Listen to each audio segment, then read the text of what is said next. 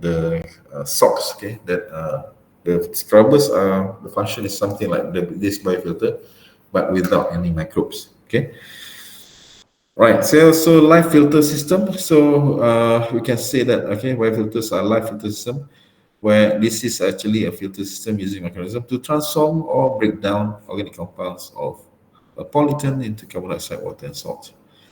Okay, this is the ultimate outcome that we want from a biofilter. So the underlying mechanisms, I think this one is just a repetition. Okay, you can just read it by yourself.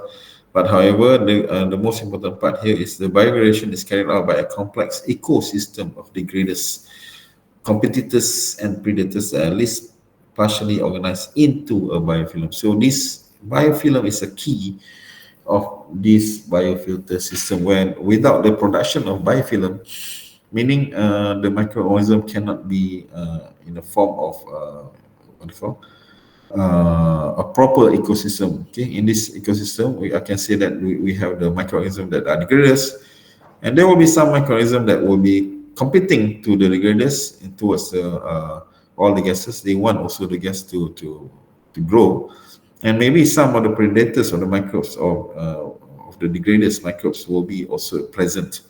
But we need to control all these things so that it balance, and eventually it can organize into a proper biofilm that I said, just now or earlier, as a uniform biofilm to allow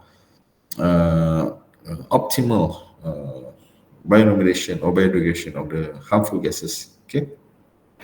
So the three main biological processes that can occur in a biofilter.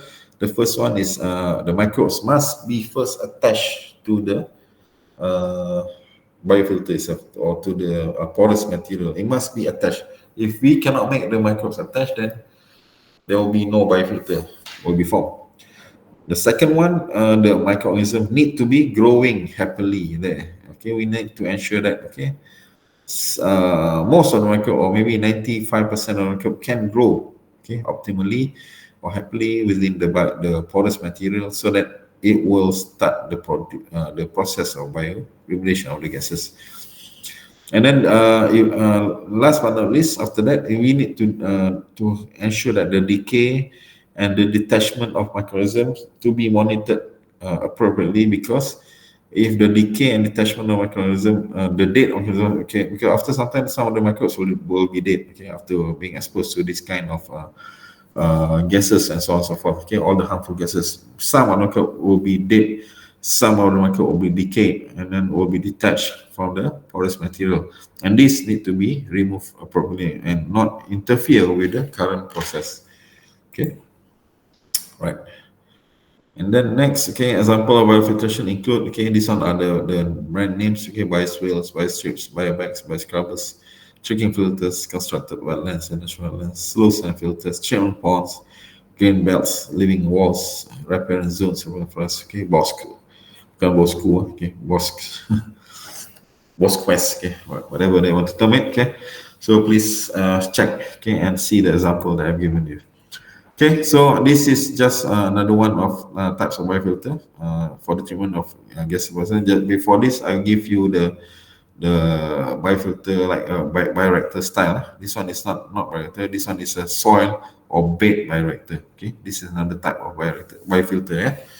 Okay, this one is called as a bed bioreactor. So the polluted air and water will be mixed, okay, at this particular pump, and eventually will be going to this area that we call as a bed bioreactor. This bioreactor is made of soil or some other filling, and it's about 1 meter deep, okay. And then we have this polluted air and water will be flowing through this particular perforated pipe in order to release. Okay, perforated meaning the pipe is with many holes, okay, that will allow the gas, the what do you call, dissolved gas in water to move into this soil or filling material. Okay, and then we have the gravel down here to support this structure. Gravel is needed to support the structure so that the structure won't collapse. Okay, and we have a 1 meter deep. 1 meter is quite deep also. Okay, 1 meter is about nearly half of me, nearly half, okay, of my height. Okay, 1 meter. my height is 1.8 meter. Okay, so it's nearly half of me. Uh, it's quite deep as well. It's in 1.1 meter swimming pool, something like that. 2.2 meters, something like that. Okay, it's like the depth of the normal swimming pool. Okay. Okay, so this one, okay, this soil or the filling material will be used to trap this volatile, okay, organic compound. Okay, and then after that, the gas will percolates, meaning it will start to transfer into this material, and the microorganism that present in this particular soil or the filling material will degrade the pollutants. Okay, this one is a bed bioreactor. Okay, this one is a more sophisticated design. Okay, of bioreactor packed with high surface area which supports active microbial biofilm. So this is another design. We have the polluted air here, pump here, and the water. We have the humidifier in order to ensure that the polluted gas are mixed well, okay, in water before it goes into this packing material that contains microorganism. So this biofilm is maintained by continuous supply of nutrients. So what happened here? We put nutrients in order to ensure that the microbes are growing properly. Okay, and then it's maintained either by humidifying the inlet air or by adding water.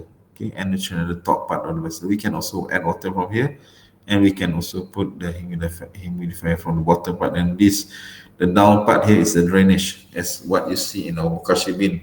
Okay, we have the perforated support here, and then after that, the drainage system, and we can tap out the what do you call that, the waste. Okay, sometimes the waste is very good in terms of for like our bokashi bin, in our practical, the waste is very good for agriculture because it contains a lot of nutritious materials in there.